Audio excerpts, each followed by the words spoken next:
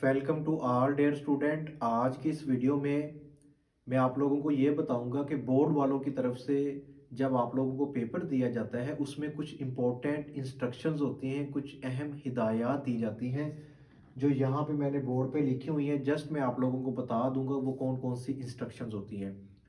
सबसे पहले तो वो कहते हैं कि जवाबी कापी जो आप लोगों को दी जाएगी यानी कि आंसर शीट, लेट्स सपोज ये आंसर शीट आपको दी गई है, ये आप लोगों ने सबसे पहले चेक कर लेनी है, यानी कि इसको आपने ओपन करके इसको चेक कर लेना है।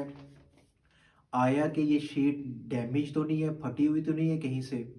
उसके बाद अगर आप लोगों की ये जो शीट डैमेज है, ये कहीं से फटी हुई है, रोल नंबर लिखने से पहले आपने, आपका जो निगरान होगा, इन्विजिलेटर है, उसको आपने वापस कर देनी है, उससे नई शीट ले लेनी है। एक बात। दूसरी बात वो कहते हैं कि कोई भी इजाफी शीट नहीं दी जाएगी, यानी कि जो आंसर शीट आप लोगों को दी जाएगी